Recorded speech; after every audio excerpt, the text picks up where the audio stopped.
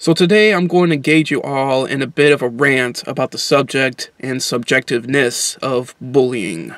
And I'm going to use this recent event that occurred in the county of Howard in my state of Missouri, just a couple hours away from my home last week, as a reference, because this topic and form of ridicule has been mishandled for decades. It's been given band-aid solutions and piss-poor activism in the entertainment industry, and it has been misinterpreted since the inception of the Speak Up campaign. The mere fact that the results supplied by these tattletale campaigns are completely identical to the results given to us by Focus on the Family's attempts to instigate legislations to immune bullies from accountability if it's done under the cloak of faith-based bigotry should worry you. In Howard County, a junior high school student named Kenneth Sutner committed suicide with the assistance of a handgun. And the manager at his place of work, which was a Dairy Queen, has been arrested under the charges of involuntary manslaughter in his death for influencing his ridicule and activating the launch sequence on his demise.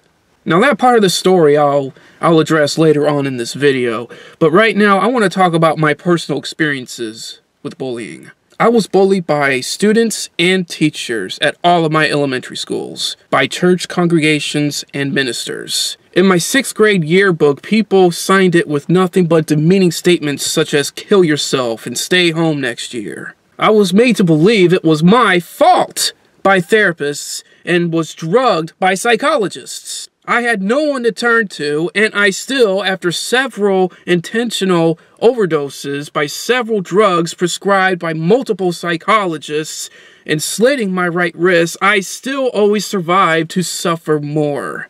My incredible 25-year friendship with a man named Kyle and atheism saved my life. It always infuriates me to see the demise of those who are not as fortunate as I was. I don't care about your intentions when you post your little copy and paste testimonials about suicide hotlines. But instead of just giving out suicide hotline numbers and acting like it solves the problem, make us feel like you actually want to directly address the problem physically so the problem solves itself. We have the internet now. We can get the hotline number our damn selves.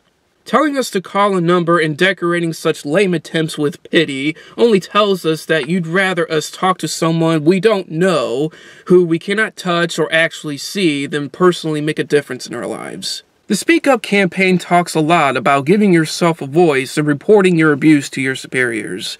But remember I told you both students and teachers ridiculed me? Remember I told you this boy's manager at his place of work publicly ridiculed him? See, the problem with reporting it is it restrains your potential to have the problem solved, absolutely. And in most, if not all, cases where this route was taken by the victims, the end game was always a handshake. They actually force you to shake this prick's hand that's already has his or her fun with you and walk away satisfied that you still feel so disgraced to the point that history just repeats itself. This is the exact equivalent of why women wait years to expose that they've been raped. Oppression! Why in the blue fuck would anyone think a handshake after public ridicule is going to resolve the situation? These are questions that the Speak Up campaign does not address. And is exactly why I have had nothing but absolute hate since its inception. To see the true outcome of just what the handshake order has between a bully and their victim, please watch the documentary Bully by Lee Hirsch. Nothing exposes the reality of bullying better than that documentary. Nothing. I had to be homeschooled for half a school year because I was afraid. I suffered the handshake order far too many times to know that it is not only ineffective, it is also just a subconscious way of superiors congratulating you on being objectified. I was afraid. Kenneth Sutner was afraid. We are taught to be dependent on superiors for everything to the point that initiative becomes a myth. A myth lost somewhere in the previous generations. When you're being deprived of the tools that are needed and necessary to handle the situation, when all else fails, you're forced to choose between living with misery or dying with dignity. And dignity in this case would be the fact that you chose to end your misery yourself. That's the only dignity you have. That's it. That's your only option, is to live unhappy or give death a chance of giving you freedom. And that's what happened with Kenneth Suttner. That's exactly what happened. How many more suicides is it going to take for you to stop the copy and paste method? To stop the handshake orders? To punish incompetent superiors? To punish fucking bullies? That's the irony. In all of these suicide cases, the instigators have never suffered any real consequence before that point. How many is it going to take, America? How many? Put President Trump aside, just for now, because he's probably going to do something stupid tomorrow anyway, I'm sure. And let's just focus on this epidemic, this current epidemic that's been going on for decades. That the current system says punishment for bullying is only compatible when the victim fucking dies. The time is now to turn this around. Stop supporting any campaign that promotes verbal reporting as a solution and start giving our youth some self-defense mechanisms. I don't want my child to get expelled for fighting.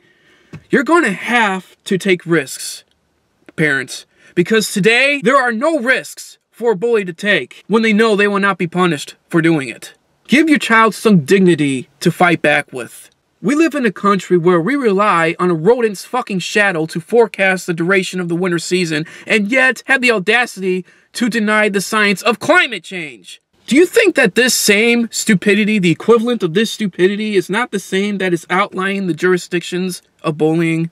Act like you care more that your child wants to see the future instead of sacrificing their very existence because you're too busy worrying about what happens if they choose to be proud enough to have a defense in the present. Give our kids a fighting chance. How many defenseless victims will it take? Can you answer that? Speak up. How many is it going to take?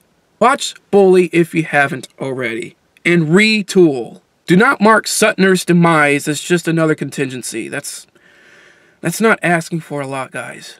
As I stated before, the manager at the Dairy Queen Suttner worked at has been arrested for involuntary manslaughter in Suttner's case. From what I've read, this superior would throw food at Suttner if he got an order wrong, and in some cases, forced him to wash the floor on his stomach by hand. Now, how do I feel about these charges being brought to this woman? It's kind of up in the air for me. Because if you've listened to anything I've said in this video regarding the impact of the current system, retaliation for bullying, which is next to none, there's not much else the law can do in a technical sense to combat this problem and make an example out of it. If bullies were given the proper punishment they deserve, like in her case it would be a termination and a public record log, outrageous steps such as this would not have to be taken to ensure some form of justice for the victims. The system right now awards bullies, not punishes them, for their efforts, and so as a result, the only logical outcome when the victim commits suicide is a manslaughter charge, if you really want to change all of that. Does this mean I support the charges? No, I don't. But as a measure to bring about the change needed to give people like Suttner a peaceful rest for future generations, I say it's a necessary sacrifice. And I hope the Dairy Queen at the very least is taking this situation very seriously, because I highly doubt that particular location is far from an isolated incident. So that's my rant on bullying. It's been a really long time coming, actually. I've been wanting to make a video like this for a long time, but this particular incident being so close to my home, I just felt like I had to speak up, if only to bring people closer to challenging the joke of an effort that the Speak Up campaign has become. Please take everything I said to heart and pay attention, damn it.